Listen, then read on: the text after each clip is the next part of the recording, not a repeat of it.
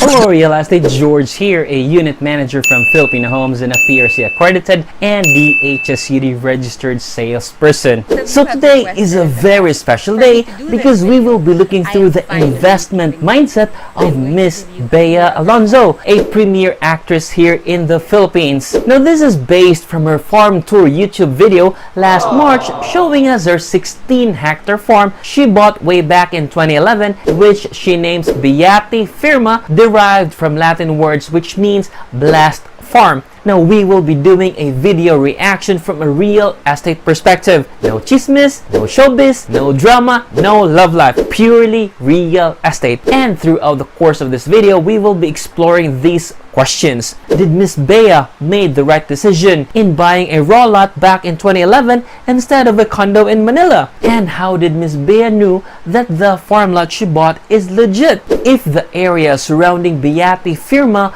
becomes highly urbanized, can she convert portions or the entire farm lot into a condominium project or a subdivision project? And how many hectares of farm lot are allowed for Ms Bea to own? So for those who have not seen Ms Bea's farm tour, let's relive some of the highlights of her farm tour. Welcome to our farm. From an aerial view, this 16-hectare farm lot looks breathtaking. That is well planned, well maintained, measured, and calculated. I know that when they bought this property, it is just raw land. Kudos to the family, especially her mom, for transforming it into what it is now today. And to give you a perspective, 16 hectares may look small from above, but it is actually equivalent to 22 soccer fields or 322 basketball courts. 16 hectares is 160,000 square meters. The 5,000 mahogany trees planted on the sides not only acts as secondary fence, but also protects the farm from harsh winds and provides cool and fresh air. But the highlight of the farm are the 450 mango trees planted evenly at 15-meter distance from each other. Now you would notice that there are very minimal structures in the area. There's the main house, the house of Ms Bea, the house of her brother's family, the guest house, and the garage.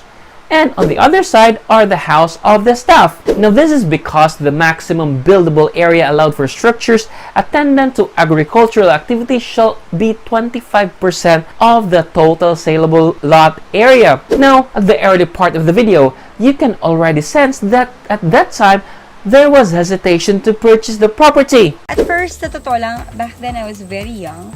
Naisip ko, kaya na ba namin mag-farm or is it worth it? Or matututukan ba namin? And this is the same challenge, especially the younger generations, regardless if you are an actor or not. When it comes to investing, real estate is always a long-term commitment. Now this is counterintuitive in a world that promotes the here and the now, and in a world that always looks for instant gratification. So why did Ms Bea invest in a farm lot? That's what's nice about having a farm.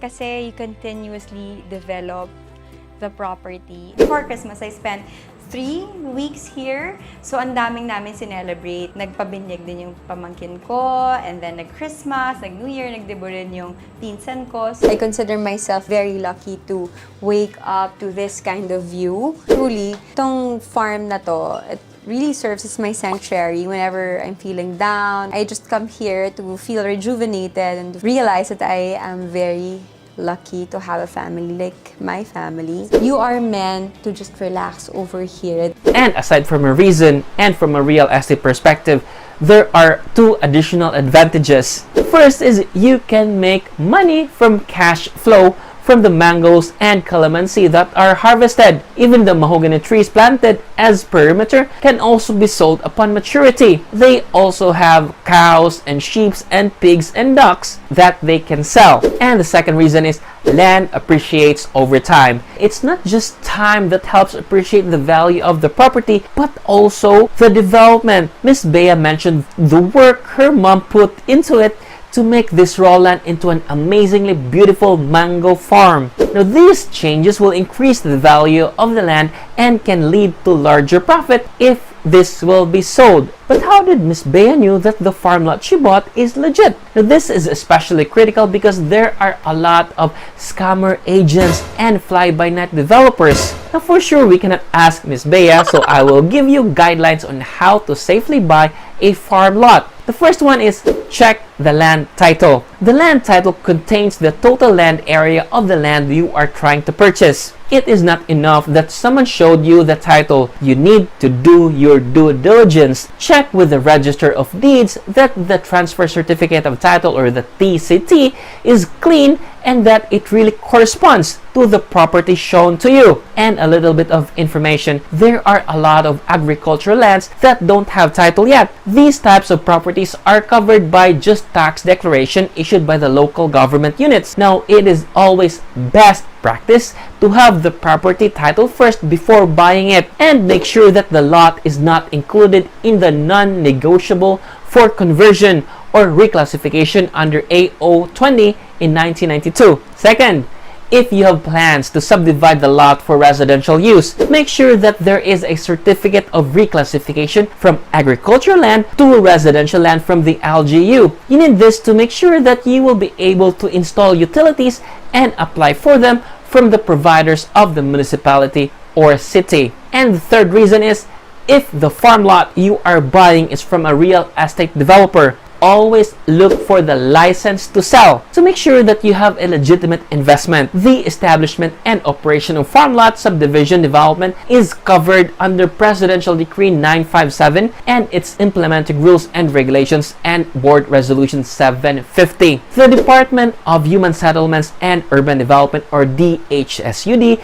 is tasked to issue the necessary license and permits, supervise and regulate the operation of farm lot subdivisions. Now, these steps should get you started with your investment plan. And another critical part is choosing a PRC accredited and DHSUD registered real estate agent that will represent your best interest. They will guide you and educate you so you will make the best decision possible. Now, I also ask, how many hectares of farm lot can Ms Bea really own as allowed by our Philippine law? Now, according to the 1987 Constitution of the Republic of the Philippines, Article 12, Section 3 mentions that citizens of the Philippines may lease not more than 500 hectares or acquire not more than 12 hectares thereof by purchase, homestead, or grant. And if this is the case, then most probably the 16 hectare is co-owned by Ms Bea and with her family. Lastly, what if the surrounding area of Beati Firma becomes highly urbanized? Let's say an airport is to be built. Can Ms Bea convert portions or the entire farm lot